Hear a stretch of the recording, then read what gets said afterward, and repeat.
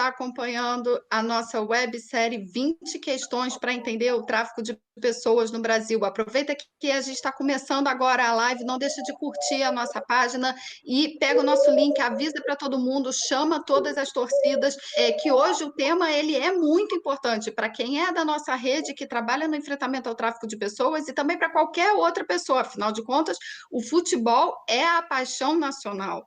Só que muitas vezes o futebol pode ter um lado muito perverso e o sonho de se tornar um jogador de futebol pode se tornar um grande pesadelo. E é esse nosso tema dessa noite e é esse o tema que hoje, em homenagem a essa nosso episódio, a gente lança uma campanha nacional do Ministério Público do Trabalho, junto com a ASBRAD, com as agências da ONU, o NODC, e a OIT e OIM, e o governo federal, a Coordenação Nacional de Enfrentamento ao Tráfico de Pessoas, todos nós juntos, vamos lançar essa campanha que vai ficar durante todo o mês de julho, para alertar a sociedade contra a exploração de atletas no mundo do futebol. Então, agora, em primeira mão, vocês vão ver a nossa vinheta. MPT em Quadrinhos apresenta Projeto Liberdade no Ar. História de hoje, Menino de Ouro. No guichê de conexão do aeroporto, a comissária pergunta ao responsável por uma criança: "O senhor pode me dar um minuto?" Ele responde: "Algum problema com a procuração dos pais do Esteban, comissária?" Ela responde que está tudo ok e explica que é só um procedimento de rotina, mas, desconfiada, pede ajuda a um colega de trabalho. Carlos, um garoto, veio de outro país para treinar em clube do interior do Mato Grosso. Carlos explica a Geisa o quanto é comum pais enviarem os filhos para clubes brasileiros, mas Geisa diz que estranhou, pois não encontrou o programa de formação registrado do time. Carlos também desconfia e comenta que leu no programa Liberdade no Ar a importância de reparar detalhes como esse. Os 2 funcionários do aeroporto acionaram o Ministério Público do Trabalho. O MPT constatou que as crianças eram usadas para trabalhar na construção do clube e mal tinham tempo para treinar. Assim como outros pais, a família de Esteban nem desconfiava das condições do local em que o filho ficaria. Quando ficamos atentos aos sinais, podemos salvar vidas. A família de Esteban continua apostando na carreira do filho, agora com mais cuidado. Esta história teve um final feliz graças a Geisa e Carlos. Saiba mais em www.mpt.mp.br, um projeto do MPT em parceria com Campanha Coração Azul contra o Tráfico de Pessoas, UNODC, Infraero, ASBRAD, OIT, ONU Migração, Secretaria Nacional de Justiça, Ministério da Justiça e Governo Federal. Então, essa campanha a gente vai circular no Brasil todo e você que está nos assistindo, ajudem a gente nas redes sociais a espalhar essa campanha. Vamos fazer uma corrente de conscientização para que as pessoas se conscientizem de que o sonho de ser jogador de futebol não se torne um pesadelo. E vamos dar início à nossa sessão de diálogos, porque aqui a gente não está aqui para debater, a gente está aqui para construir, para que juntos a gente construa ideias e proposições para a nossa sociedade. Eu passo o bastão para a doutora Daniela Kramer, do Ministério Público do Trabalho, que vai conversar com os nossos convidados e que eles próprios se apresentem. Muito boa noite, eu estarei com todos vocês no chat. Siga a gente, avisa todo mundo que está começando o nosso diálogo dessa noite. Muito obrigada, doutora Daniele. Boa noite, Graziela, e a todas e todos que nos assistem. É um prazer muito grande estar mediando esse debate sobre temática tão relevante com os queridos Mariju Maciel, Breiler Pires e o Edson Matos, a quem eu aproveito para saudar nesse momento. No país da bola, milhões de crianças, adolescentes e jovens, motivados principalmente pelos casos isolados de sucesso na carreira, alimentam o sonho de se tornar jogadores profissionais de futebol, preferencialmente famosos e ricos, né? Esse sonho, na maioria das vezes, acaba não se concretizando, já que nós sabemos que ele é para bem poucos. Mas em muitas situações, ao contrário, como o Grazi mencionou no início, pode virar um grande pesadelo quando o atleta se torna vítima do tráfico de pessoas, tema dessa websérie que está sendo exibida durante todo o mês de julho.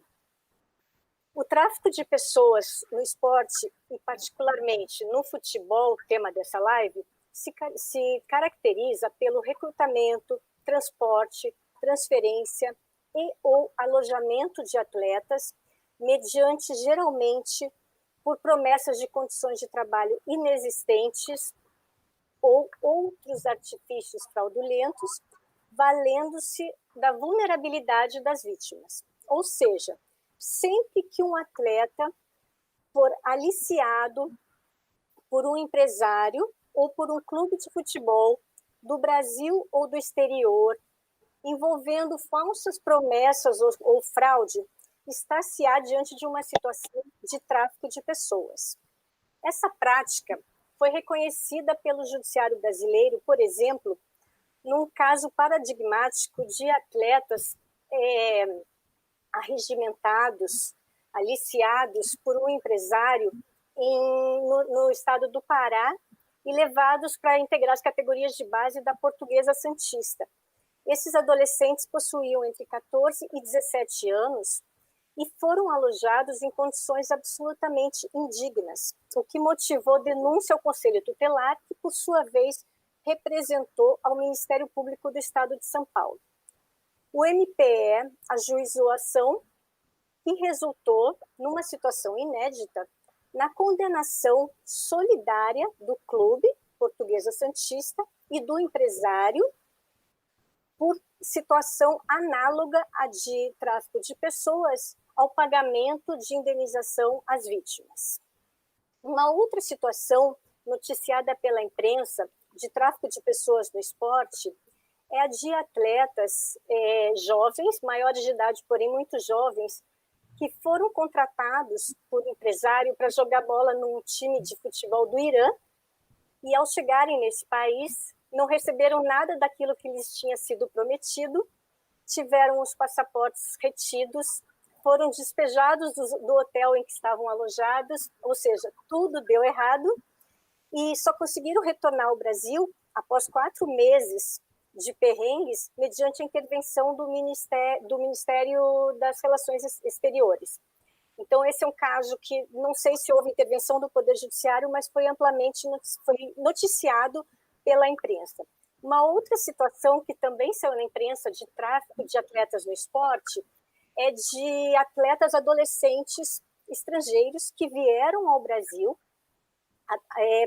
contratados por clubes daqui e para driblar a regra da FIFA, que estabelece que transferências de menores de 18 anos, em geral, são proibidas, foram mantidos de modo informal nos clubes até o atingimento da maioridade, ou então contratados pelos clubes com contratos fraudulentos, como se empregados do clube fossem, e não atletas desses clubes. E eu cito aqui o caso de 2 africanos, o Geraldo e o Joel.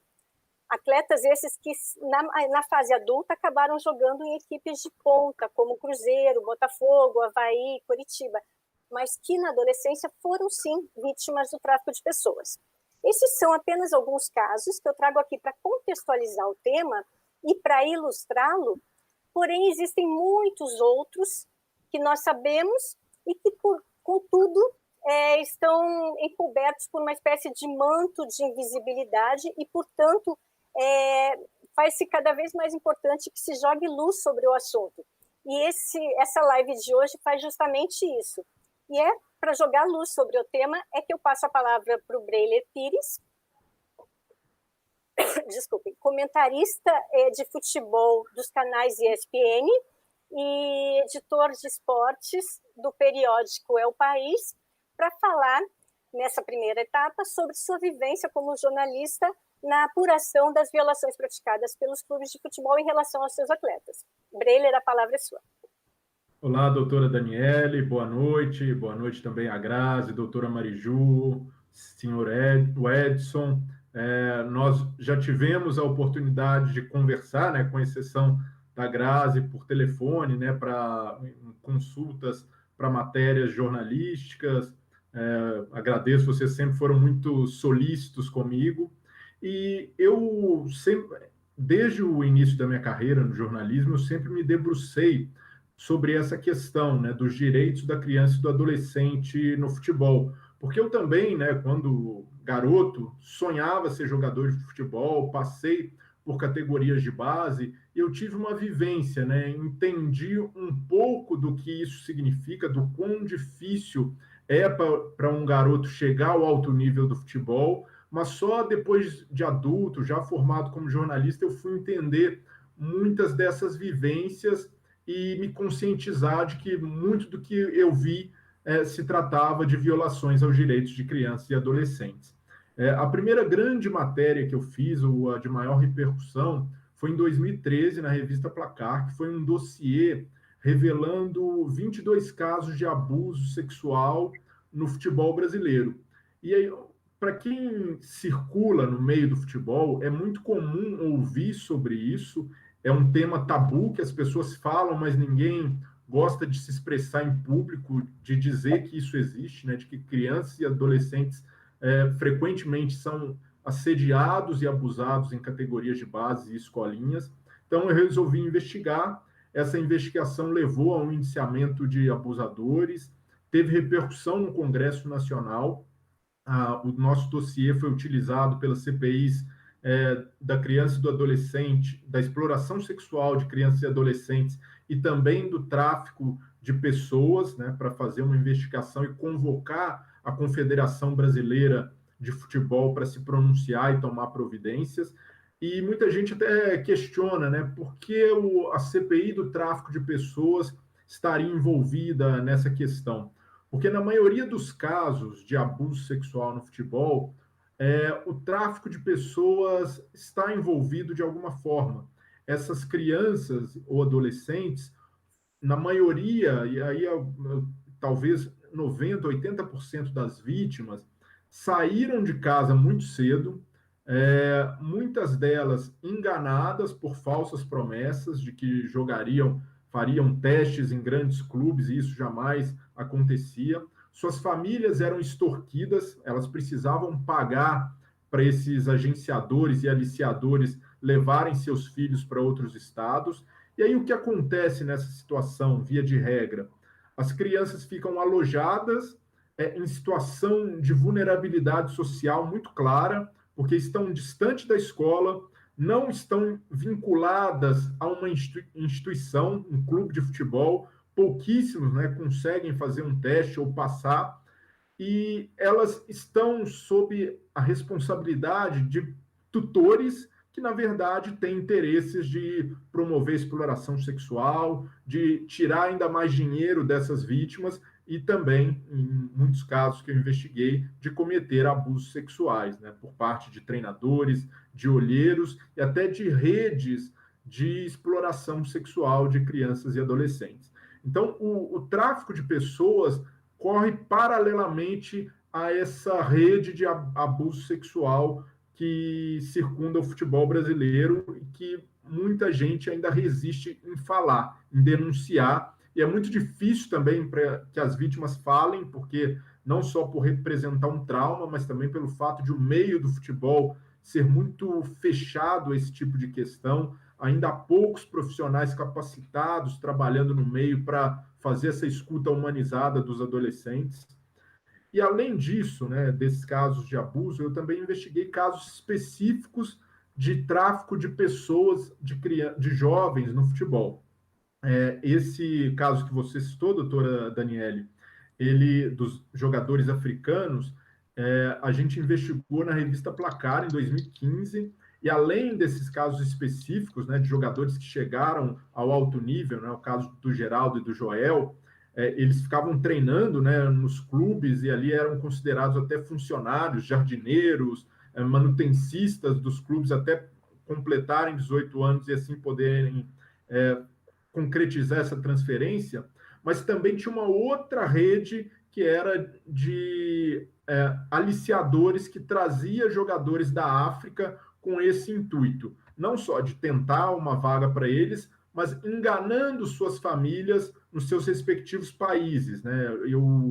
A gente encontrou adolescentes da Guiné que que a gente descobriu até o envolvimento do presidente do país nesse aliciamento das crianças, que prometeu às famílias que eles fariam testes em clubes grandes de São Paulo, e eles ficaram alojados num cortiço insalubre em Santo André, e graças a denúncias, né, de reportagem, eles foram resgatados de lá, mas viveram um martírio no Brasil até conseguirem voltar para casa. Então, esses casos são muito mais comuns do que se imagina, muito mais comum do que a cobertura da mídia é capaz de lidar. Infelizmente, eu ainda sou um dos poucos que consegue cobrir essas questões. Há poucos colegas que atentam para isso por várias questões, né? A gente pode discutir até numa outra live, mas o fato é que essas violações são recorrentes no futebol brasileiro e precisam ser combatidas, né? E principalmente hoje, felizmente, a gente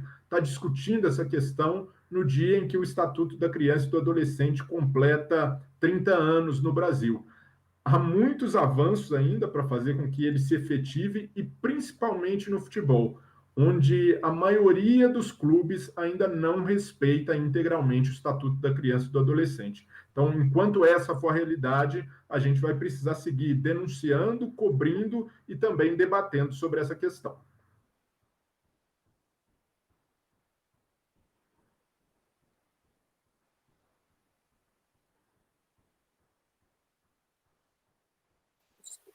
Obrigada, Breiler. Eu passo a palavra agora para a doutora Mariju, advogada, que vai contar para a gente um pouquinho sobre a militância dela na defesa dos direitos dos atletas de futebol. Boa noite, Daniele. Boa noite, Breiler, o Edson, meu companheiro de luta. Eu vou pegar o gancho do Breiler em dois fatores, dois pontos muito importantes. A primeira é quando ele diz que ele é um dos poucos a tratar do assunto, e isso é lamentável e é uma realidade, né? Porque o que a gente vê é a mídia trazendo o futebol como um sonho. E isso faz com que a gente tenha uma ideia totalmente errônea dessa profissão, né? Porque o que vira o sonho de milhares de meninos pelo país, na realidade, tem uma chance de 95% de virar um grande pesadelo. Isso faz com que as crianças abandonem as escolas, abandonem o seio familiar, né? Quando o Breiler falou no Estatuto da Criança e do Adolescente, a gente tem uma lei nacional que diz que é direito da criança e do adolescente ser criada dentro do seu seio familiar. E o que acontece no futebol? A gente estava falando, e o Breiler citando os casos internacionais, mas nós temos um tráfico de menores muito forte dentro do Brasil, né? Nós vivemos num país continental, onde tu tira um menino do Acre e joga ele aqui no Rio Grande do Sul, sem pai, sem mãe, na busca de um sonho. E eu sempre digo que a imprensa, ela distorce tão forte essa profissão que a gente acha que o futebol é um lugar dos milhões. Não! Futebol é o lugar dos tostões. Futebol é o lugar do sofrimento. Apenas 1 ou 2% dos atletas que tentam essa carreira têm sucesso. Só que esses 2% é os 2% que conseguem chegar na mídia. E aí, como só o Breiler ou poucos trazem o lado sombrio do futebol, faz com que ela seja a carreira mais sonhada por todos os meninos.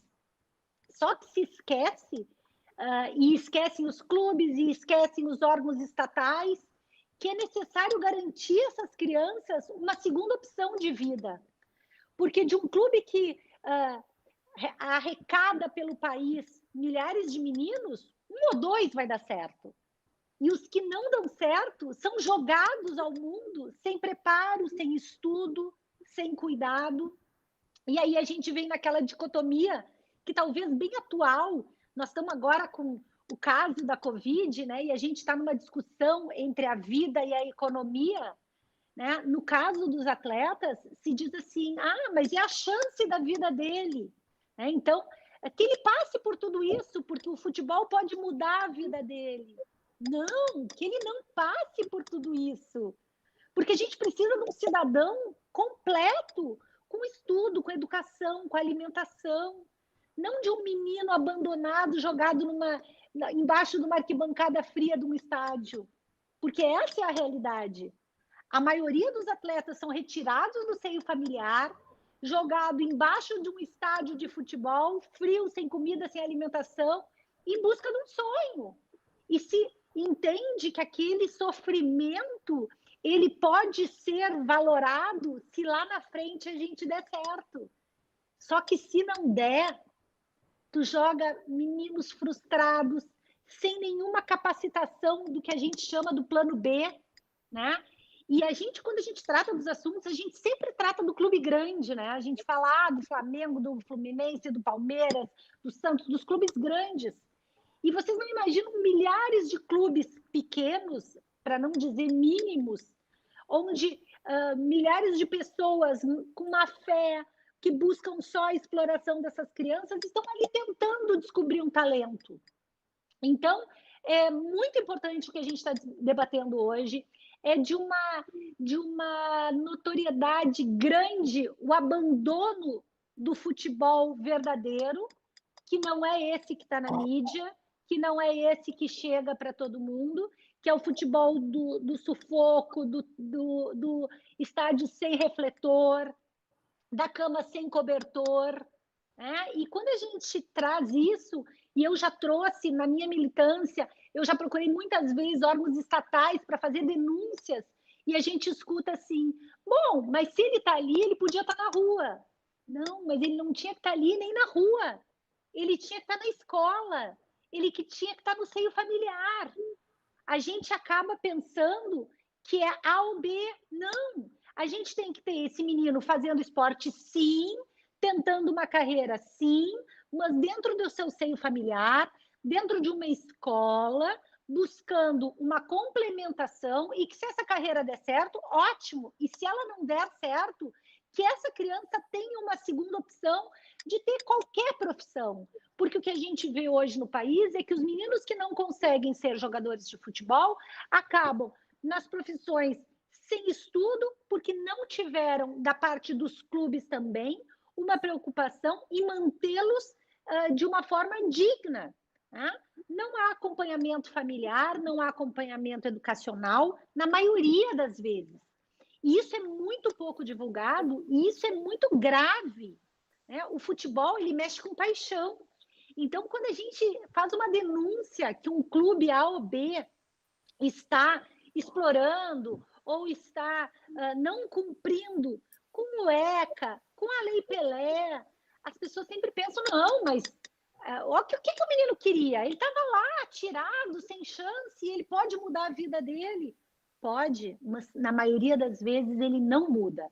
Então, eu quero assim, começar já agradecendo esse momento, porque é muito importante esse nosso debate. É muito importante a gente entender que é preciso mudança, mas essa mudança ela vem de nós, cidadãos. Porque o cara que vai lá no estádio e que ele vê no atleta o seu ídolo, ele não se dá conta de toda a caminhada que foi para chegar lá. E que poucos vão chegar lá. E que o tráfico de menores no futebol, ele acontece dentro do Brasil. E de forma absurda. E ninguém se preocupa com isso. São milhares os meninos espalhados de um canto para o outro do nosso país, sem nenhum apoio, sem nenhuma condição de manifestação de vontade e principalmente sendo explorados pelas pessoas mais perversas, que buscam neles a mudança de vida destas pessoas. Só que um vai dar certo e os outros vão ser jogados. Foram milhares de denúncias ocorridas ao longo desses últimos 10, 15 anos, mas sem escuta, sem alguém para olhar e dizer, vem cá, vamos tratar esse assunto. Então, é de máxima importância, eu estou super feliz de estar aqui participando e que essa nossa conversa, né, Breiler, que a gente consiga fazer um eco para que as pessoas escutem que meninos são abusados, sim, em concentrações, que meninos são abandonados, sim, nos mais diversos países e que o futebol precisa ser olhado de uma forma mais ampla. Obrigada, Mariju, perfeitas suas colocações. E antes de passar a palavra para o senhor Edson, eu gostaria de agradecer a participação da Coetrais do Maranhão e Bahia, Três Passos, Rio Grande do Sul, Pastoral do Migrante, CETRAP, Mato Grosso, Uniaerp, São Paulo, São Luís, Maranhão, Irmãs do Sagrado Coração de Maria em Linhares, Espírito Santo, Rede Um Grito pela Vida, Núcleo de Enfrentamento ao Tráfico de Pessoas de Pernambuco, Mãe Antônia, Canossiana de Joinville, Santa Catarina, Irmãs Salvatorianas e CREAS de Pacaraima, Roraima. Juliane Mombelli, procuradora do Ministério Público do Trabalho também, do Rio de Janeiro, nos prestigiando. E gostaria de transmitir, em nome das organizadoras Cristiane Balqueiro e Andréa Gondim, minhas colegas de Ministério Público, um especial agradecimento aos participantes, Mariju, Edson e Breler. Agora eu passo a palavra ao senhor Edson, pai do atleta Pablo Henrique, um dos atletas falecidos no incêndio do Flamengo aos 14 anos de idade. Nessa primeira etapa do debate, o senhor Edson vai contar para a gente a trajetória do seu filho até chegar ao Flamengo, como ele começou no futebol e por onde ele passou antes do Flamengo. A palavra é sua, seu Edson. Boa noite a todos, doutora Mariju, doutora Daniele, Braille, boa noite a vocês. É um prazer imenso, né? Sempre estar falando. Está mais a trajetória do meu filho. O Pablo, a vida sempre foi futebol, né? Pablo, com 4 anos, ele começou na escolinha social e foi subindo de categoria, mirim, pré-mirim, aos 6, aos 7, ele já estava no pré-mirim, e já começou a disputar campeonato aqui em Oliveira. Depois ele passou pela escolinha do Dom Bosco. Na escolinha do Dom Bosco, ele foi para o CGP de Lavras. O CGP de Lavras, ele foi para o Palmeiras de Divinópolis. Palmeiras de Divinópolis, ele foi para o Comercial de Campo Belo. E do Comercial de Campo Belo, ele foi para o Cruzeiro. Aí ele estava com 11 para 12 anos, ele ficou uns 6 meses no Cruzeiro, mas dos 6 meses, ele... Se não era a coisa que ele queria, né? Porque, se não é uma coisa que não estava no meu coração, que eu sempre fui atleticano roxo, né? E ele estava fazendo esse teste no Cruzeiro, e ele sempre falava comigo: pai, o que você acha? Não, pai, você quem sabe. É uma coisa que você quer, é uma coisa que você sempre sonhou. Se você estiver bem lá, tudo bem. Mas aí ele quis parar por ali, eu falei: Pablo, então você chega para o treinador, fala com ele que não está dando, está ficando muito complicado para mim, porque nós moramos a 160 quilômetros de Belo Horizonte, eu sou de Belo Horizonte, a minha esposa é daqui. Aí eu tinha que deslocar sempre para estar levando ele para treinar no Cruzeiro, e estava ficando meio apertado para mim, que a gente mexe com o caminhão, é na estrada, e tinha dia que eu levava ele comigo, tinha dia que eu já tinha que arrumar um caroneiro para levar ele para mim por causa do horário. Aí ele largou o Cruzeiro, aí começou a disputar um campeonato em Divinópolis, uma cidade vizinha nossa aqui, o Flamengo de Divinópolis, parece que é uma coisa esse Flamengo na minha vida. Começou a disputar esse torneio pelo Flamengo. Do Flamengo teve um olheiro, estava acompanhando o campeonato, e viu ele jogando.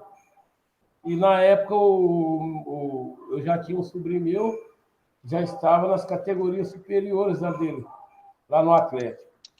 Aí esse olheiro, o Ricardo, conversou com o Natan, meu sobrinho, e falou: Natan, esse seu primo ele tem potencial, vamos ver se a gente consegue marcar um teste para ele ficar aqui e tal. Aí marcaram esse teste para ele ficou no Atlético 3 meses de período de teste, depois ficou 6 a 7 meses. Aí ele teve uma contusão no quadril, tratou dentro do Atlético, eu agradeço até hoje. Tem assim, não é amigo, mas é conhecido lá ainda. Eu tenho como conversar, agradeço ele de coração. Né? O Edgar, a Silvana, o próprio Marcos, que saiu de lá, eu agradeço ele de coração, ele sabe disso, pelo tempo que ele ficou lá, pelo carinho que eles tiveram com ele. né? Mas não deu para conseguir, por causa de alguns probleminhas que teve. Aí pintou essa oportunidade, minto. Antes, ele saiu do Atlético, pintou a oportunidade dele ir no Palmeiras, ficar para fazer um teste. Só que nessa oportunidade, cai no tema que vocês estão discutindo. A pessoa queria levar ele, mas ele não podia ser acompanhado pelos familiares, pelos pais. Eu jamais ia liberar meu filho com 13 anos para São Paulo, sozinho, sem ninguém, sem eu, ou a mãe dele, ou a irmã dele. Aí o rapaz nos procurou e falou que, infelizmente, que ele não tinha como levar alguém da família para acompanhar. Eu falei que não dava, não aceitava. Não, porque esse menino vai dar muito futuro, não sei o quê. Eu falei assim, não, mas infelizmente não dá. Se não tiver um acompanhante, por caso eu largo o caminhão para o trabalho, eu vou acompanhar ele, que eu sempre acompanhei. E não deu certo. Aí ele voltou para treinar o social. E nesse meio tempo, eu já tinha conhecido, vou lembrar o nome, acho que é Jonas, assim, lá do Flamengo. E o meu sobrinho me ligando, não, fala com o Pablo para preparar, que nós estamos conseguindo o teste para ir no Flamengo. Aí conseguiu esse teste, ele chegou no Flamengo, ficou 3 meses em teste. Ele chegou no Flamengo novembro, no ano que ele ia completar 13 anos. Aí ele chegou com 13 anos no Flamengo. Aí, dos 13 anos, ele ficou. Quando ele passou nos testes, eles marcou os testes para ele, fez e voltou o ano seguinte. Que aí ele já voltou definitivo. Que ele, como ele não tinha idade para alojar ainda, ele estava ficando numa pensão próxima ao Ninho do Urubu, né? Aí, quando ele completou a idade, no Flamengo, ele foi para o alojamento. Alojamento não, né? Para a jaula onde eles colocaram ele para ser consumido pelo fogo.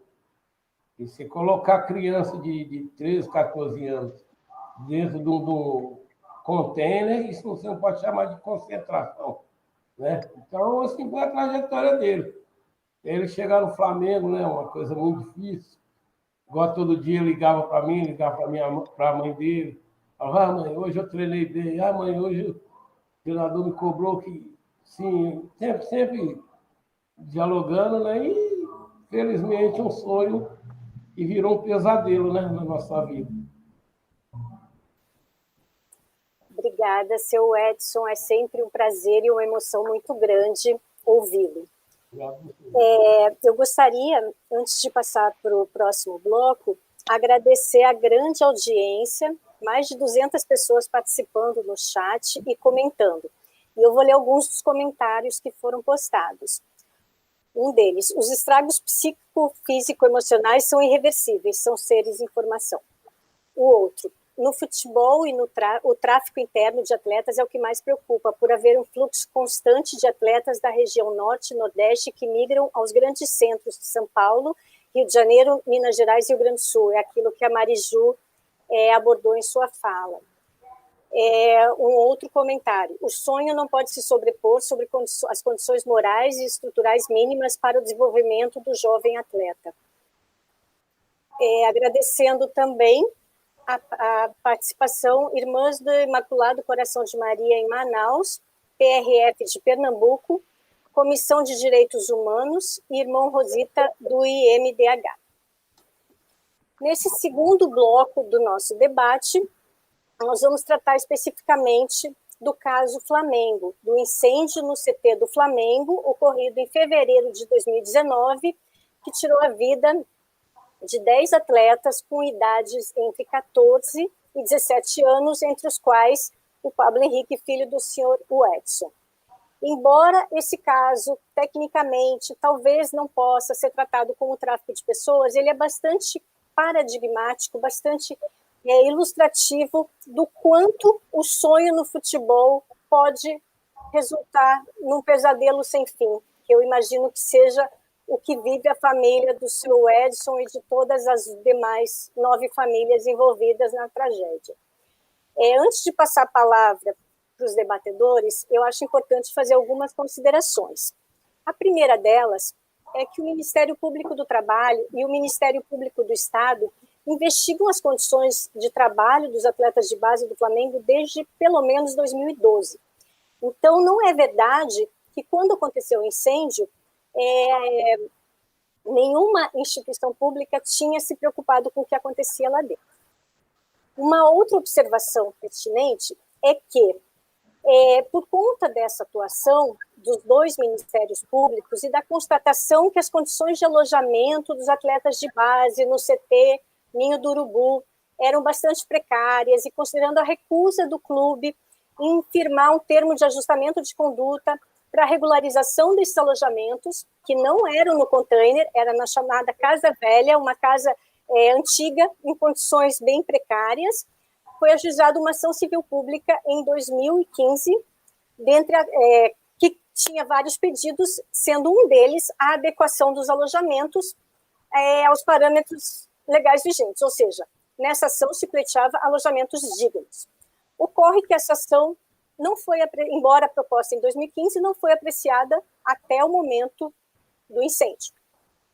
Uma outra observação, nesse meio tempo, entre o ajuizamento da ação e o incêndio, o Flamengo unilateralmente decidiu alojar esses garotos no container, sem que qualquer autoridade pública soubesse ou tivesse autorizado. Nem prefeitura, nem Corpo de Bombeiros, nem Ministério Público, nem Poder Judiciário tinham conhecimento desse alojamento. Era um alojamento provisório, porque o alojamento definitivo estava sendo finalizado, que seria o alojamento anteriormente ocupado pela equipe principal, mas não houve qualquer autorização, nem sequer conhecimento para o alojamento em container. Uma outra observação importante.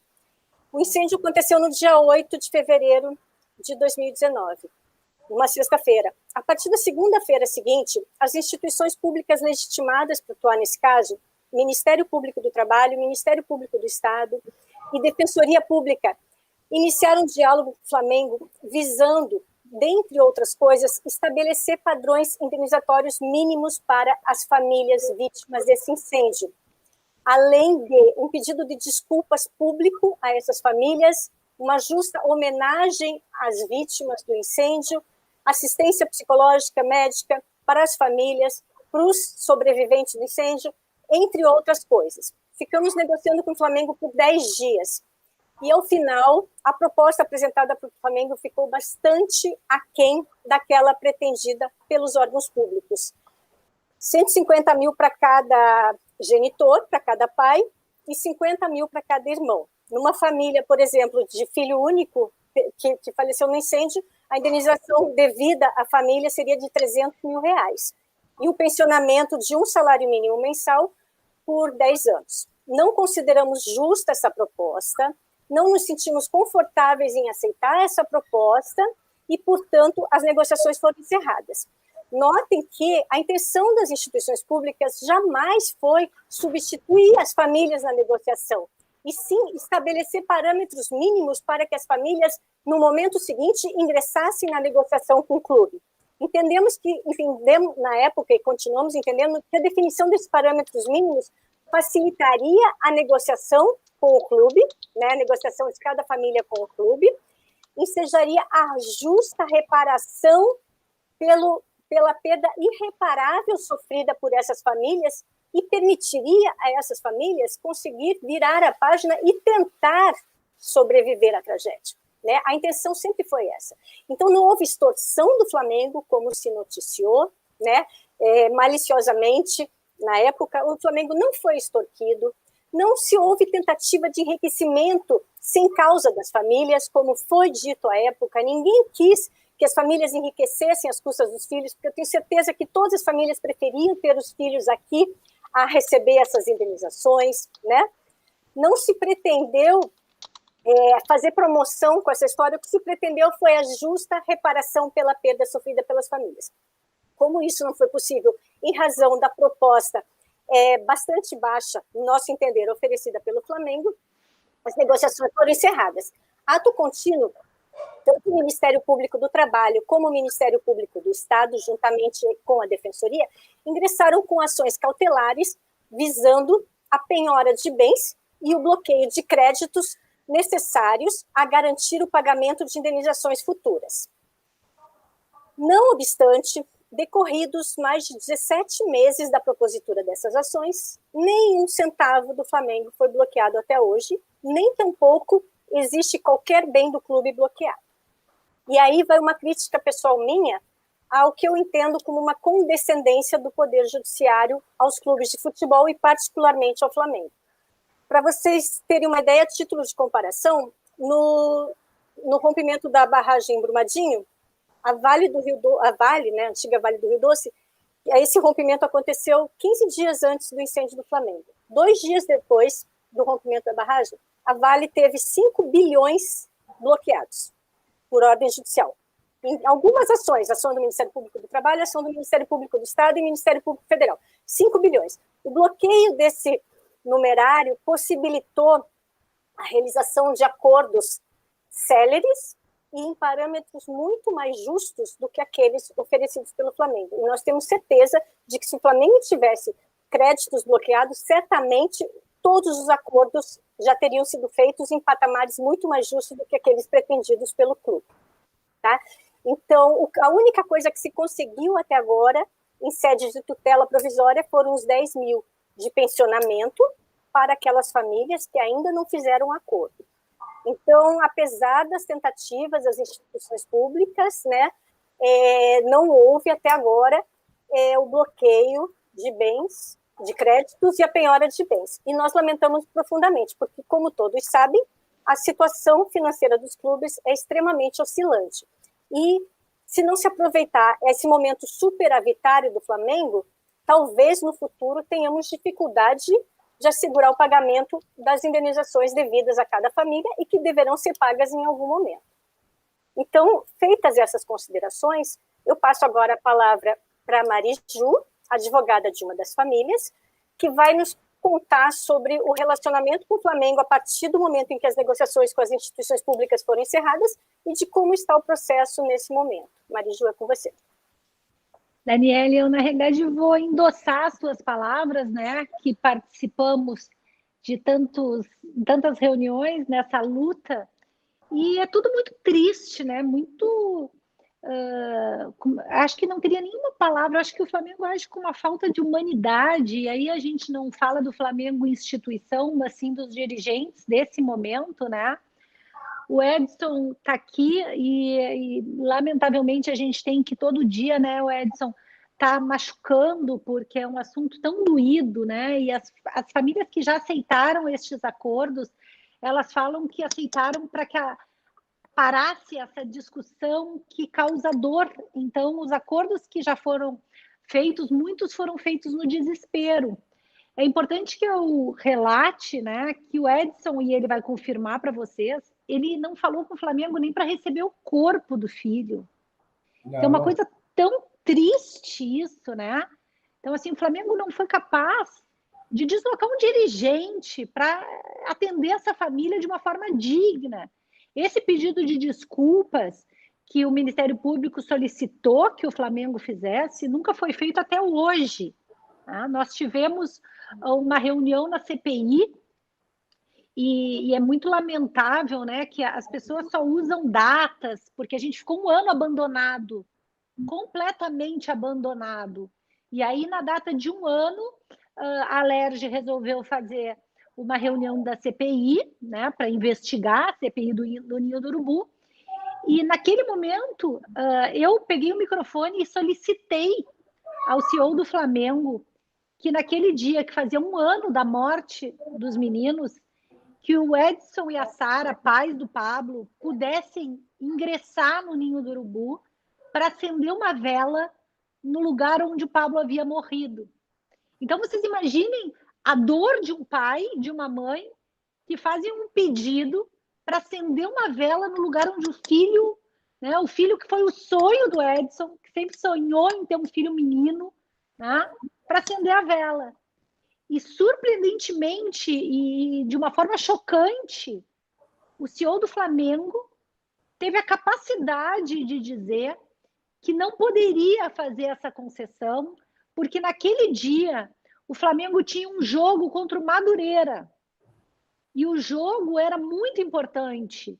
E a presença do Edson e da Sara num canto do estacionamento, que hoje é um estacionamento onde os meninos morreram, atrapalharia a concentração dos atletas. Então é tão revoltante, é tão absurda a posição do Flamengo, que ela causa asco, ela causa náusea, ela causa desamor, né? Porque a gente não está falando de dinheiro. Eu tenho certeza, e o Edson já repetiu milhares de vezes isso, nenhum dinheiro poderia trazer o Pablo de volta. E se o Edson pudesse dar todo o dinheiro do mundo para que o Pablo tivesse de volta, eu tenho certeza que daria. O que a gente está dizendo é que o Pablo saiu de casa atrás de um sonho. E o sonho do Pablo era dar uma vida digna aos pais. Então, de uma forma de homenagem aos pais, homenagem ao Pablo por tudo que ele pensou, por tudo que ele sonhou, por todo o sacrifício de abandonar sua família com 13 anos, ser colocado numa jaula, como disse o Edson, porque as pessoas não se dão conta que, assim, as crianças não fugiram, não conseguiram escapar, porque tinha grade na janela. E aí a gente pergunta, por que um container dentro de um CT tinha grade na janela? Não eram seguros esses meninos? Eles não estavam em lugares seguros porque precisava ter grade? E é importante que a gente fale que a gente está falando de Flamengo. E aí a gente volta à história dos clubes pequenos. Imagina se no Flamengo eles estavam nessas condições, imagina o que não passam os outros meninos que não chegaram no Flamengo, né? Então, hoje, o que a gente tem é uma falta de mobilidade do inquérito. A nossa ação ela não está ajuizada ainda, depois de 1 ano e 4, 5 meses do acidente, porque o inquérito ainda não foi terminado.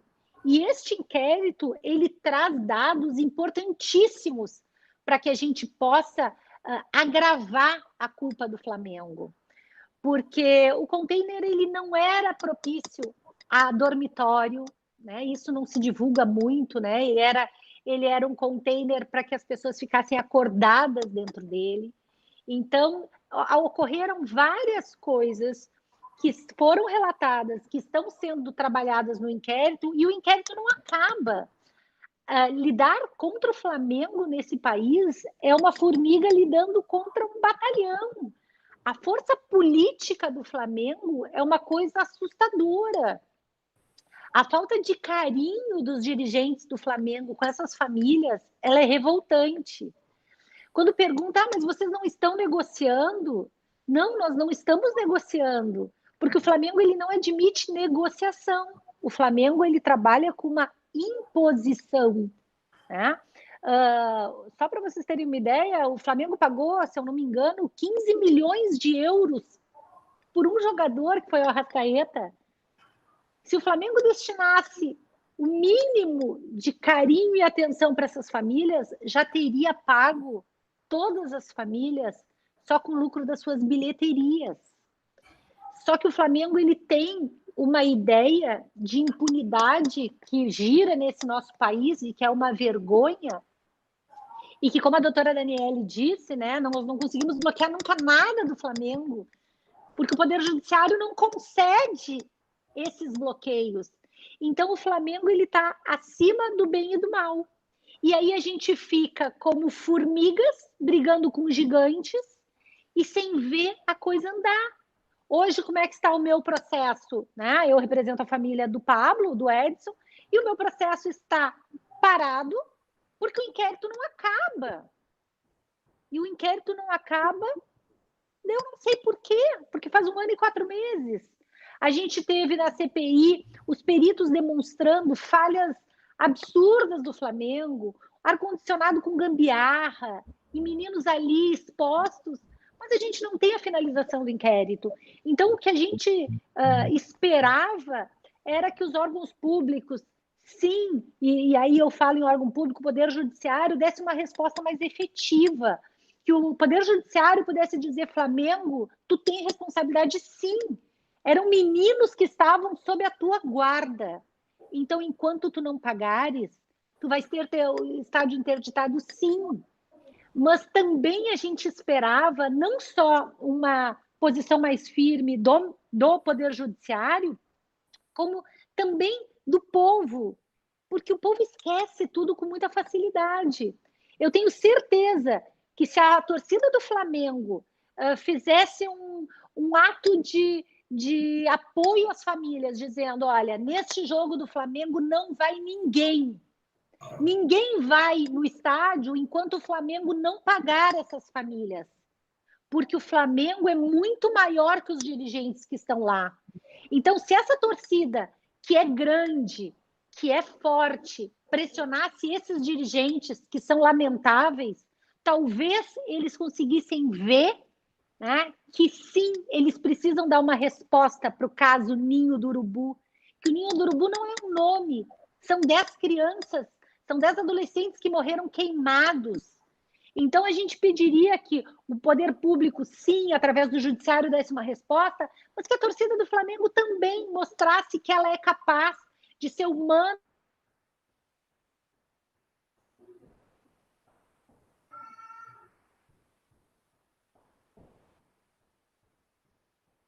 Mente não tem.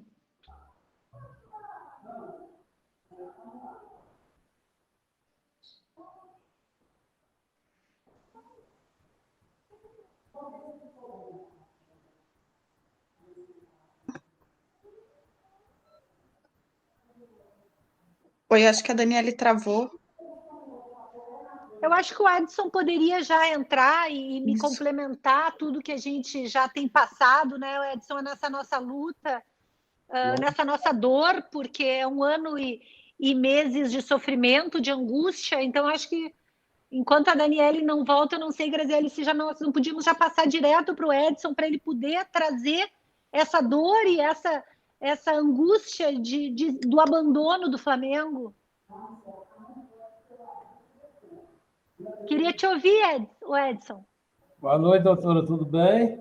Tudo, feliz de estar aqui discutindo essa dor tão grande, mas podendo te dar voz. Mas é muito difícil, né, doutor? Nós saber igual a gente passa, o que vem passando nesse 1 ano e 5 meses. Eu falo com o Flamengo uma indignação, eu assim, sabe? Não do clube, mas dessa diretoria. Diretoria sem sentimento, sem coração, sabe? Diretoria que adora a mídia. Eu gosto de estar sempre falando para a mídia que, porque nós estamos dando apoio à família, nós estamos dando apoio fulano, ciclano. Não existe isso. Eu nunca recebi um telefonema do Flamengo, nem no dia do incidente do meu filho. Meu filho morreu 5h30 da manhã, no dia 8, eu recebi ele no dia 9, 4 horas da tarde, dentro do caixão. Não sabia se era ele que estava dentro do caixão. Entendeu? Um menino que eu esperei 40 anos da minha vida, eu convivi com ele 14. Entendeu? Então, é um conjunto de sentimento, de tristeza, de saudade, uma dor que não passa. Entendeu? Eu, sinceridade, eu estou falando por mim, não estou falando pelas outras pessoas. Eu não tenho coragem. Eu acho que eu não sei o que Deus guarda para mim. Eu não tenho coragem de olhar na cara de um dirigente do Flamengo. Eu não tenho coragem. E não desejo para eles o que eles fizeram comigo. Eu entreguei meu filho na mão deles, cheio de sonhos. O Pablo era um menino que tinha sonhos. O Pablo preocupava com o pai dele, que batia volante na estrada. Preocupava com a mãe que trabalhava num asilo, ajudando idosos. Entendeu? Isso era a preocupação dele. O sonho do Pablo era de dar a gente uma vida melhor. Falo, repito, não canso. Dinheiro nenhum paga a vida do meu filho. Nenhum dinheiro paga. Se ele chegar para mim agora e falar, você quer 20 bilhões? Você me dá meu filho, eu quero meu filho de volta. O Pablo chegou no Flamengo com 13 anos, faleceu com 14. Eu nunca entrei dentro do Flamengo para saber onde o Pablo dormia. Eles não deixavam. A gente era assim, era só pai. E eles eram um produto do Flamengo. Um produto que virou problema para o Flamengo. Porque a árvore secou, os frutos não dá mais. Era uma árvore frutífera. Era uma árvore frutífera com 10 crianças. E o que me acontece? Vai um diretor, que não dá, eu não tenho nem vontade de falar o nome, porque esses 10 garotos não poderiam chegar no profissional. Ele tem certeza disso? Ele sabia disso? O Brian está no mundo do futebol há muito tempo. Um garoto chega, você vai fazer prognóstico do ministro, você vai chegar, você não vai chegar. Ninguém chega no Flamengo por acaso. Para chegar, um garoto para chegar no Flamengo, ele tem que ter qualidade. Não é porque era o meu, não. Meu filho tinha qualidade, ele era diferenciado.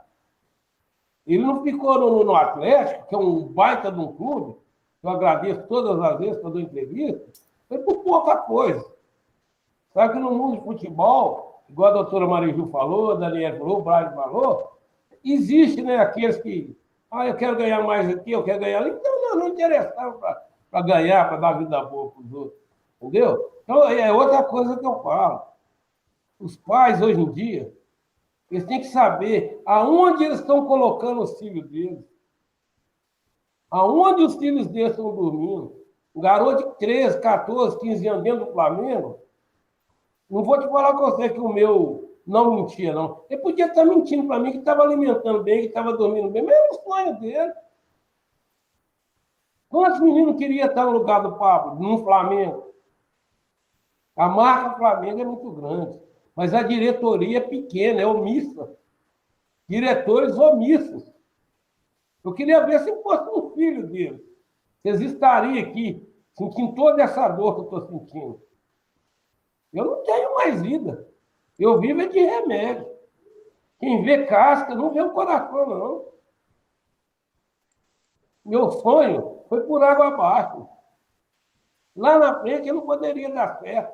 Ele estudava, ele podia ser qualquer um. Entendeu? O que eu não entendo, e confio muito na justiça, confio demais na justiça, agradeço todos os dias. Um dia os culpados vão ter que pagar. Mas os culpados não é só bandeira de melo, não. Como é que você vai assumir uma firma e não vai saber o que você tem dentro da sua firma? Seu Rodolfo Landim, seu Marcos Braz, seu Duste, aquele tal de Reinaldo Belotti, esses caras não sabiam daquela jaula lá. Eles assumiram em janeiro. Os meninos faleceram dia 8 de fevereiro. Véio. Eles não sabiam daquilo lá. Tem que juntar essa turminha e falar, esses aqui que tem ocupado, esses que tem que pagar. Não, uma coisa eu tenho certeza, a mão de Deus vai pesar na hora certa. A doutora Mariju está aí, sempre do meu lado, ela vê o que é a dor, o que nós passamos no dia a dia. Mas é só Deus para estar confortando nessa hora, né? Muito difícil. Obrigada, senhor Wesley. Realmente não é fácil. Vou passar a palavra agora para o Breiler para falar sobre o papel da imprensa na cobertura desse caso do Flamengo. Com você, Breiler. Antes de falar especificamente sobre a imprensa, queria manifestar meu profundo respeito pela luta, pela dor do senhor Edson. Já tive a oportunidade de falar com ele algumas vezes, e toda vez que eu desligo o telefone, o meu sentimento é de que poderia ser o meu pai. Então, por isso, eu sinto uma grande empatia pelo senhor e espero que, pelo menos, essa nossa conversa ajude a amenizar um pingo dessa dor enorme que o senhor e sua família sentem todos os dias. E isso também serve de inspiração, de alguma forma, para o meu trabalho, né? Ouvindo vítimas, familiares e todo o impacto que um abuso, que uma violação de direitos deixa na vida dessas pessoas, isso faz com que a gente siga em frente e entenda a dimensão do nosso trabalho. Mas foi muito difícil, no dia do incêndio no Flamengo, ao receber aquela notícia, assimilar. No primeiro momento, os meus sentimentos foram de desalento e uma sensação de falha, de completa impotência, porque no mesmo dia a gente já conseguiu levantar informações sobre as falhas e omissões do Flamengo no caso, né? Mais de 30 notificações da prefeitura pelas irregularidades no centro de treinamento, no alojamento que abrigava os garotos, e tudo isso, né, somado, me fez ter, nesses mais de 10 anos de jornalismo, investigando casos em categorias de base, um sentimento de que eu poderia ter feito mais. Sei lá, se por tanto tempo que a gente passa na televisão discutindo sobre a rodada do fim de semana, sobre as contratações do clube, se a gente tivesse destinado uma parte desse tempo a escarafunchar, a criticar, a questionar dirigentes, como vocês estão tratando as crianças que esses clubes abrigam, o futuro dos clubes, acho que a gente poderia, talvez, não eu, mas um outro colega, um outro jornal, ter descoberto essas falhas, denunciado e aí sim gerado uma resposta, uma mudança de atitude do clube, mas infelizmente a gente não conseguiu. E o que mais me dói em toda essa história é perceber que como a imprensa esportiva no geral não aprendeu nada com esse caso. No ano passado, o Flamengo teve uma das temporadas mais vitoriosas em campo, e o que ficou foi essa imagem do clube que venceu, que ganhou a Libertadores, que ganhou o Campeonato Brasileiro, e pouco questionamento comparado à tragédia, né? O impacto que isso teve na vida do seu Edson, de várias outras famílias. Então, acho que a gente falhou, né? Como imprensa, o nosso papel como jornalista, isso aí está no código de ética do jornalista, é zelar pelo cumprimento da Declaração dos Direitos Humanos. E a partir do momento em que a gente deixa isso de lado para atender a um interesse comercial, seja dos clubes ou dos próprios veículos de comunicação para os quais a gente trabalha, acho que, de certa forma, a gente também deixa de cumprir o nosso papel social como jornalista. Acho que a gente precisa de uma refundação completa, né, desse sistema todo que envolve o futebol, a mercantilização completa das relações. Isso ficou claro não só pelos dirigentes do Flamengo, mas a responsabilidade do Flamengo é inquestionável, mas eu tenho certeza que se fosse qualquer outro clube, as atitudes não seriam diferentes da atual diretoria do Flamengo. Essa frieza com que tratam as famílias, reflete como eles tratam mercadorias, que o clube visa lucro, vender, fazer com que alguns 10, 20 ali virem para gerar um retorno futuro financeiro. E a relação é estritamente profissional. E quando a gente trata de crianças e adolescentes, a gente não pode ter somente uma visão de negócios, é preciso ter, sobretudo, uma visão humana sobre essas pessoas, e é isso que falta aos dirigentes de futebol em todo o país. Um entendimento de que eles precisam ter uma responsabilidade maior por crianças e adolescentes alojados em centros de treinamento, e o Flamengo é emblemático que o Flamengo, o clube mais rico do país, continue agindo dessa forma. Para eles, o Pablo, o Christian, o Riquelmo, os outros jogadores vítimas dessa tragédia, não passam de números numa planilha.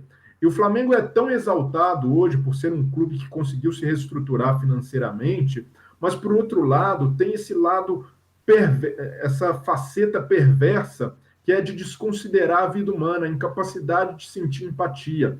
E nós estamos aqui numa bolha, infelizmente, em que todos estão na mesma página, entendemos a importância de se valorizar direitos de crianças e adolescentes. Mas a maioria da população brasileira, e a gente tem visto isso agora, né, nessa pandemia de coronavírus, sente pouquíssima empatia por vidas humanas. Vidas humanas são números, como a gente vê morrendo 60, 70 mil, não passa disso na cabeça de muita gente que enxerga somente o negócio, o lado mercadológico, e o futebol foi contaminado por essa mentalidade. Acho que é importante os clubes se estruturarem, mas principalmente que a gente de um olhar mais humanizado sobre as categorias de base no Brasil. Obrigada, Breiler. Você tem sido incansável nas denúncias das violações aos direitos de crianças e adolescentes nos clubes de futebol. Agora, passando para o terceiro bloco desse debate, existe uma pergunta dirigida a todos os debatedores no seguinte sentido. Para dar uma resposta a quem está nos assistindo, o que cada um de vocês acha que poderia ser feito para que essas violações aqui denunciadas não mais ocorram? Eu começo pela Mariju.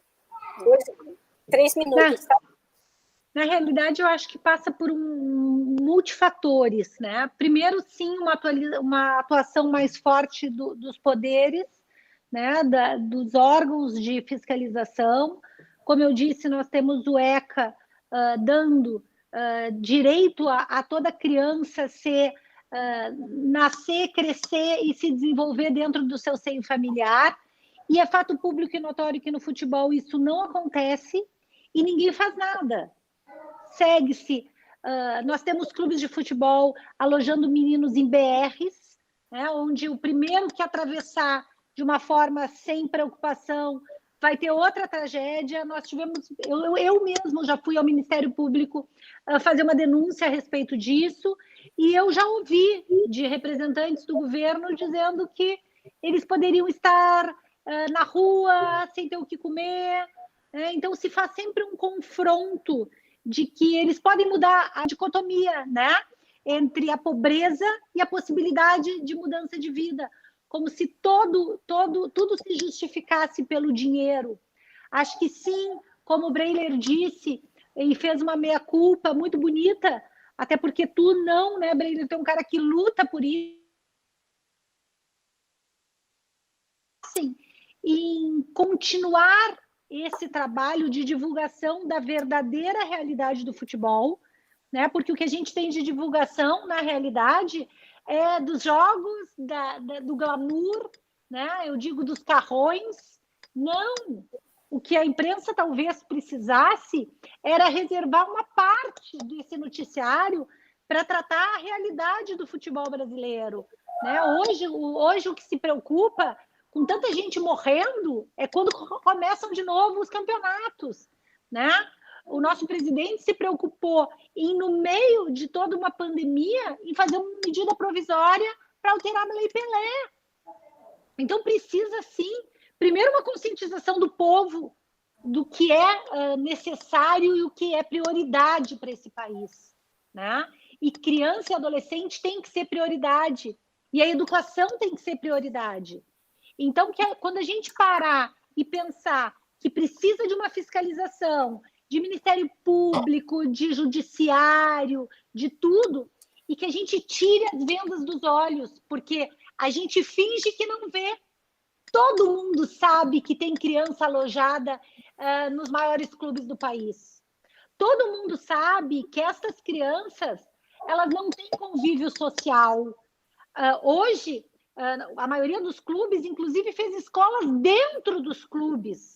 Né? Então, esses meninos sequer sair da bolha do futebol, eles podem sair. Então, eles acordam, eles estudam, eles dormem dentro de um centro de treinamento, cada vez mais bitolados na história do futebol, cada vez mais amarrados num peso para dar certo, porque a criança, quando ela sai de casa e busca desse sonho, esse sonho não é só dele, esse sonho é dele, de uma família, né? Nós temos um caso emblemático aqui no Rio Grande do Sul de um atleta que, quando ele foi assinar o contrato com o time, ele fugiu e ele ficou sendo procurado, e na sua primeira entrevista ele disse: eu fugi porque eu não queria estar ali, eu não queria assinar aquele contrato. Eu queria estar com os meus pais, mas aí me trouxeram para cá, me fizeram assinar o contrato e disseram que esse era o meu sonho. Ou seja, disseram para ele que aquele era o sonho dele. Isso acontece diariamente, permanentemente, em todo o país. E a gente põe venda nos olhos, vai para os estádios e aplaude o que deu certo. Então, é um conjunto de coisas tão profundas, são mazelas, são tantas coisas arrigadas e erradas, que se tu me perguntar de quem é a culpa é de todos nós. A culpa é do Poder Judiciário, a culpa é do Ministério Público, a culpa é do cidadão, a culpa é da imprensa. Na realidade, a gente precisava fazer uma força-tarefa que mudasse tudo, que a gente pudesse olhar o atleta, né, como um ser humano que precisa de um olhar mais carinhoso e não um olhar de ídolo. O ídolo tem milhares aqui passando fome. Essa pandemia tem milhares de meninos não conseguindo pagar água, não conseguindo pagar luz. Então, na realidade, eu acho que a gente precisa finalizar o mito do jogador de futebol, que é aquela ideia que essa carreira é maravilhosa. Ela não é uma carreira maravilhosa, ela é uma carreira doída. A gente precisa alertar órgãos públicos, a gente precisa alertar fiscalizações, a gente precisa alertar a imprensa de que não fala dos 2%, não, fala dos 98%. Público não é só Flamengo, tem o caçambinha lá, que está deixando os meninos passar fome.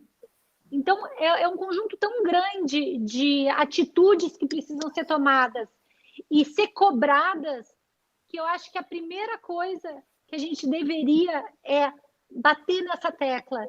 E eu aproveito mais uma vez para agradecer esse espaço, porque a gente precisa falar das coisas ruins do futebol.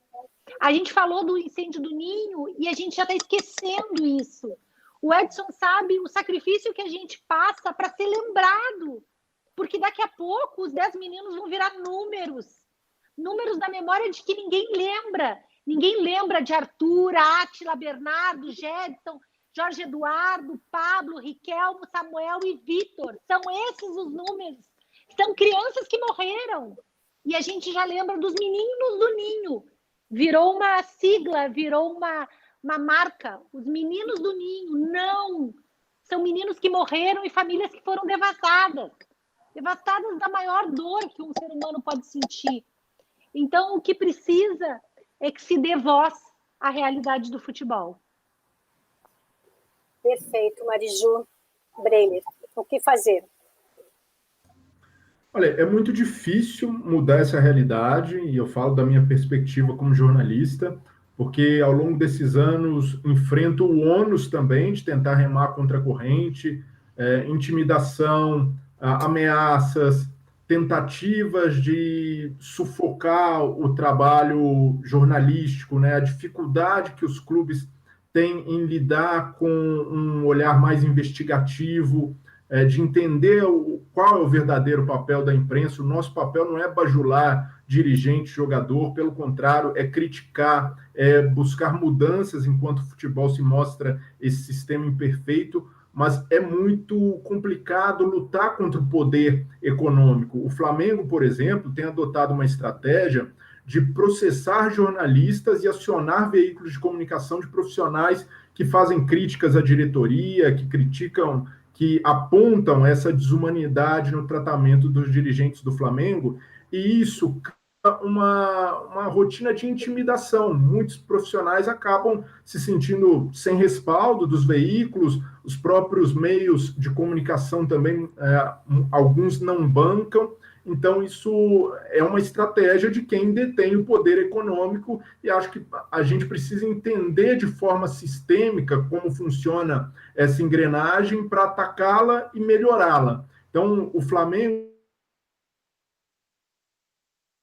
tem respeitado muito das relações políticas do futebol. A doutora Daniele falou muito bem, né, sobre essa questão no judiciário, e o Flamengo, por exemplo, tem vários conselheiros que integram o judiciário, eles sabem como fazer, eles têm, inclusive, funcionários, membros da diretoria, que a função deles é promover esse tipo de relacionamento, de convidar para camarote, de mandar ingresso, camisas.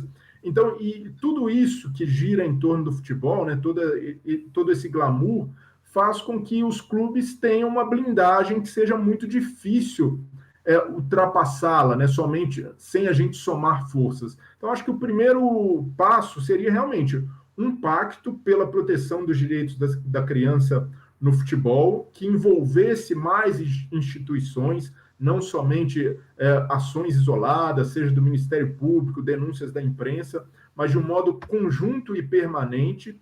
E a partir desse entendimento, a gente tentar criar uma força paralela para bater de frente, por exemplo, com a bancada da bola em Brasília, que a CBF tem na mão, os dirigentes se aproveitam dessa estrutura e conseguem se blindar numa rede praticamente impenetrável de impunidade.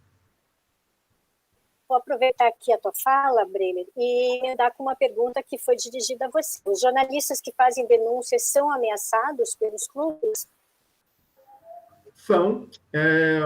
E aí não é... Eu, por exemplo, nunca recebi ameaça de morte relacionada a dirigente, mas as ameaças que a gente recebe é com o intuito de intimidar, de minar a sua atuação. E a ligação para a chefia, para dizer que esse jornalista não vai mais cobrir o clube. Eu já tive credenciais negadas, isso gera um constrangimento, porque o meu empregador quer cobrir os eventos, ele também precisa, né? Ele depende de audiência. Então é muito complicado, eles vão minando o seu trabalho até o ponto em que você se vê sem condições, né? Ao investigar esses casos de abuso, por exemplo, é muito comum que os clubes se mobilizem para varrer para debaixo do tapete e desqualificar a denúncia e usam com isso, para isso a sua massa principal de manobra, que é o torcedor.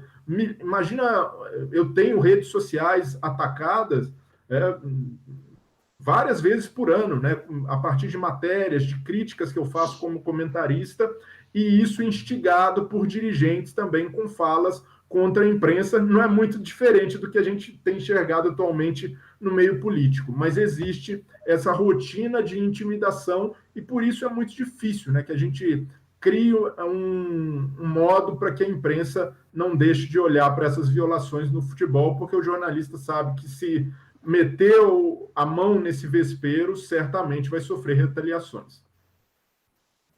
Antes de passar a palavra para o seu Edson, eu gostaria de agradecer a presença na live das minhas queridas Cláudia Franco, MPT de São Paulo, Margarete Carvalho, MPT do Paraná, e Guadalupe Turos, do MPT do Rio de Janeiro. Seu Edson, agora é com o senhor. O que fazer para que o sonho não vire pesadelo?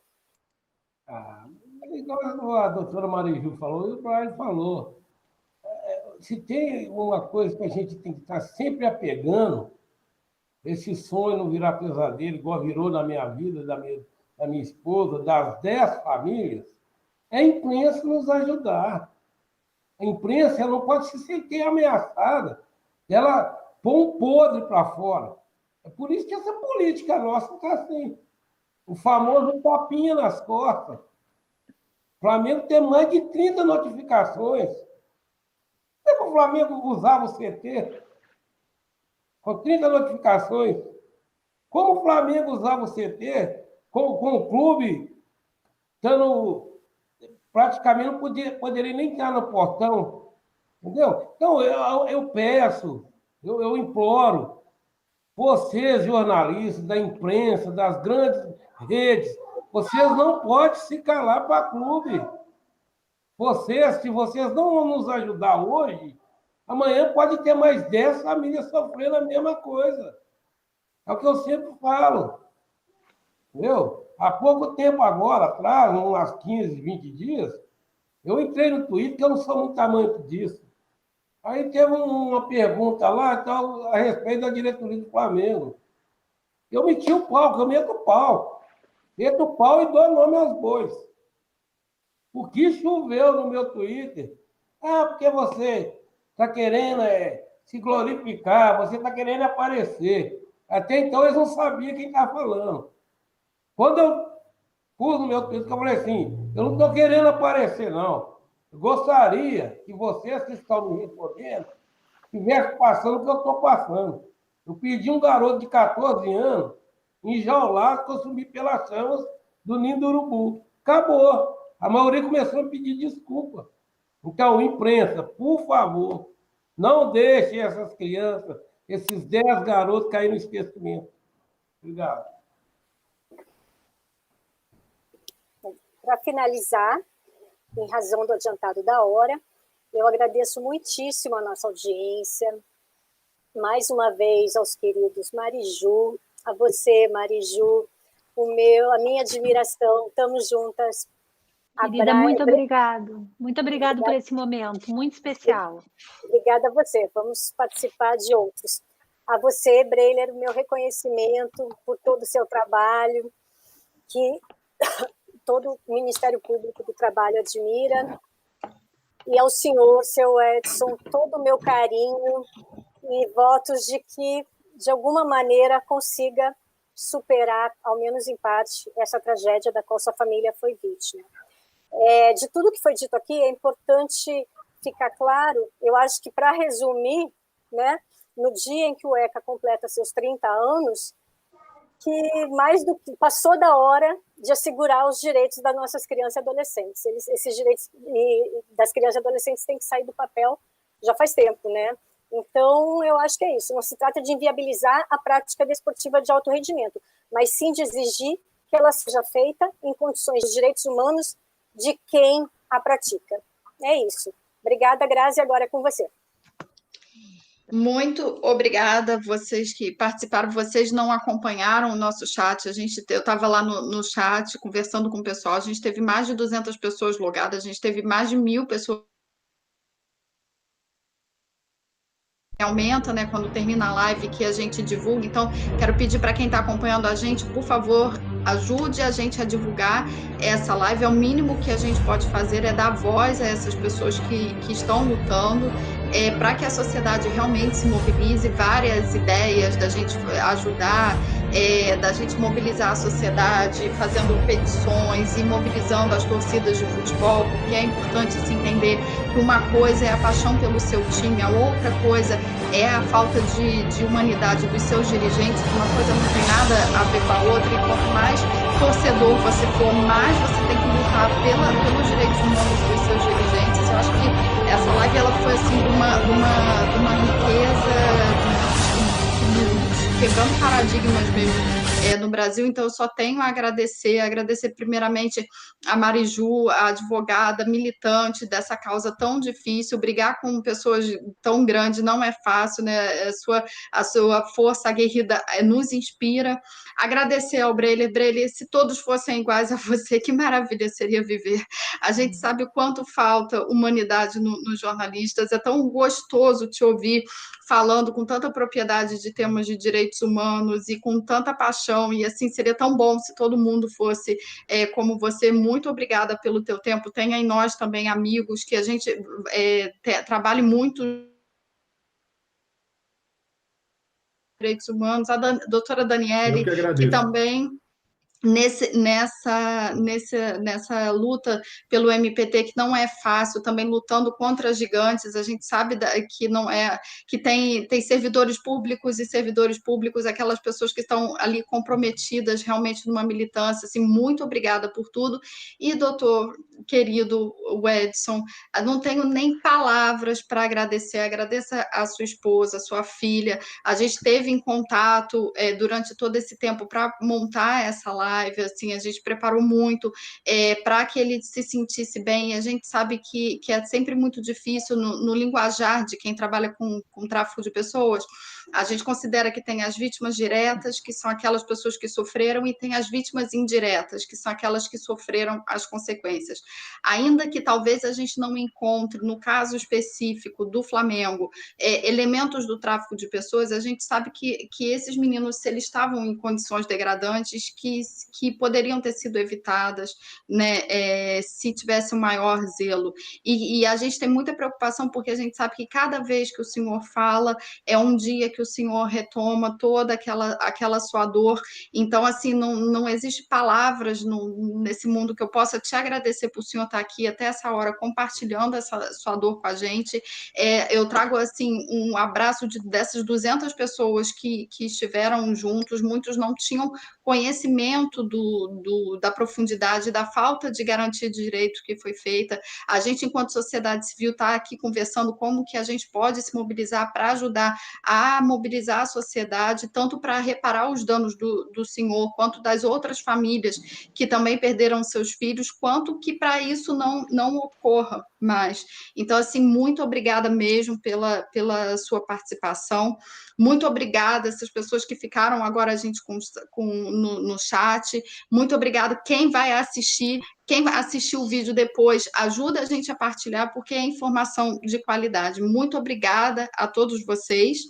E amanhã a gente também volta com um tema bastante difícil e bastante polêmico. É o tema da conexão entre exploração laboral e desmatamento e mudanças climáticas. A gente vai estar com um time super especializado aqui também do Greenpeace, do Ressama, da Organização Internacional para Migrações. A gente vai estar com o Ministério Público do Trabalho também representado pela coordenadora da CONAET, Lisiane. Então, acompanhem com a gente, maratonem com a gente, tem sido muito rico estar aqui com vocês, e muito obrigada a vocês quatro, acho que vocês deram um show, e muito boa noite. Muito obrigada.